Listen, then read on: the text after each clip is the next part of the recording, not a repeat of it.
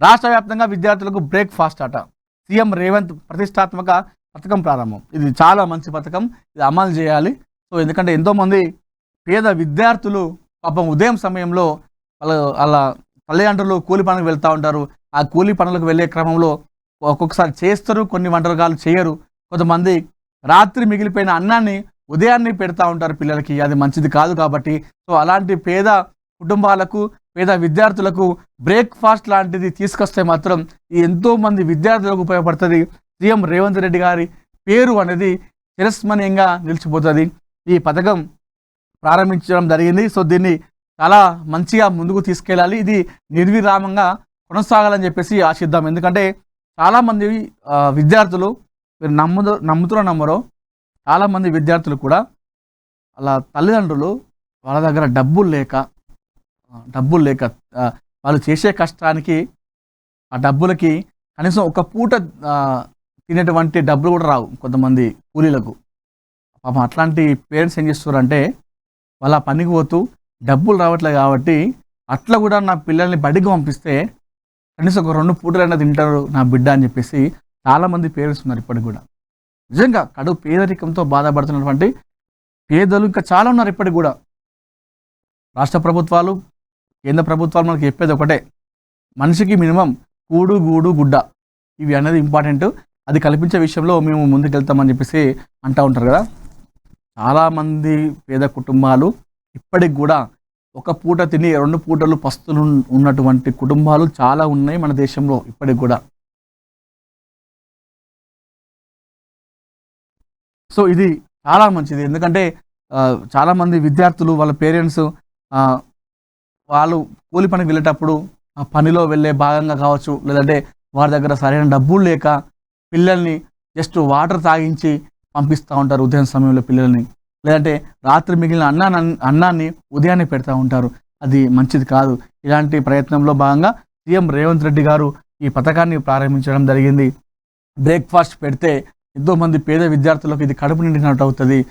ఆ పేద విద్యార్థులు తింటే ఆ కన్నె తల్లిదండ్రులు కూడా తినకపోయినా కూడా వాళ్ళకు తిన్నంత బరాబర్ అవుతుంది. కాబట్టి ఇది చాలా మంచి పథకం. దీన్ని నిర్విరామంగా కొనసాగించాలి. ఈ ప్రభుత్వం ఉన్నా లేకపోయినా, వేరే ప్రభుత్వం వచ్చినా రాకపోయినా దీన్ని ఇలానే కంటిన్యూ చేసుకుంటూ పోవాలి. రాష్ట్ర వ్యాప్తంగా విద్యార్థులకు బ్రేక్‌ఫాస్ట్ మిల్క్ పథకం ప్రారంభమైంది. ఈ అల్పాహారం పథకం ప్రీ ప్రైమరీ నుంచి 12వ తరగతి వరకు చదువుతున్న విద్యార్థులకు వర్తిస్తుందట. సూపర్, ఇది చాలా మంచిది. ఇది నిజంగా కొనసాగించాలి. అధికారులు సమన్వయంతో ఇది ముందుకు దూసుకెళ్ళాలని చెప్పేసి మనస్ఫూర్తిగా ఆశిద్దాం.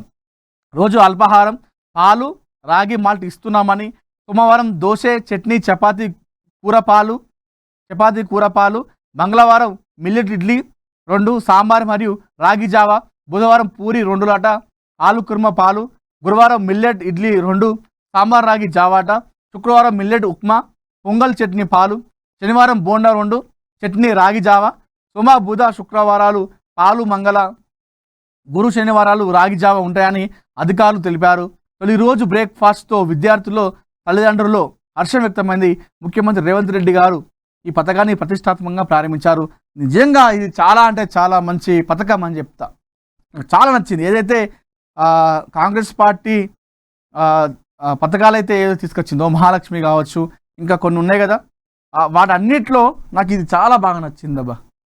నిజంగా ఎందుకంటే విద్యార్థులకు ఉదయం సమయంలో కూడా టిఫిన్లు పెట్టడం, అది కూడా ఎంత మంచి క్వాంటిటీ. ఇప్పుడు ఏదైతే ఇప్పుడు చెప్పిరో ఈ రాగి జావా, ఆలు కుర్మా, మిల్లెట్ ఇడ్లీలు, పూరీలు, చట్నీ రాగి జావా, ఇవన్నిటితోని మనం ఇక్కడ హైదరాబాద్లో ఉండాలంటే హాస్టల్లో మినిమం 10,000 తీసుకుంటారు ఇంత మంచిగా పెట్టాలంటే.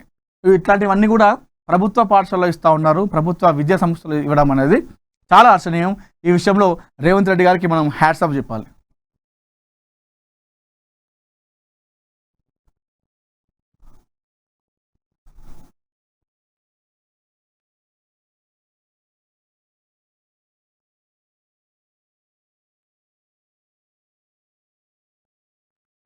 అది నిర్విరామంగా కొనసాగని చెప్పేసి మనం ఆశించాలి కూడా.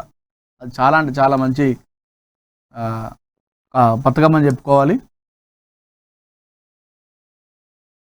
దీనిలో కూడా కొంతమంది అది చేస్తూ ఉంటారు.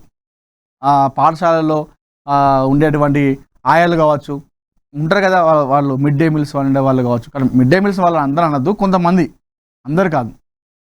కొంచెం లిమిటెడ్‌గా పెట్టి మిగిలినంతా తీసుకెళ్లడము అక్కడక్కడ జరుగుతా ఉన్నాయి కొన్ని పాఠశాలల్లో. అవి కొంచెం మనం చూసుకోవాల్సిన అవసరం ఎంతైనా ఉంది. భారీగా క్రెడిట్ కార్డ్ అప్పులు కియోసాకి అలర్ట్ అని చెప్పేసి మనం ఇక్కడ వార్తలు చూసుకోవచ్చు. దాంతో పాటుగా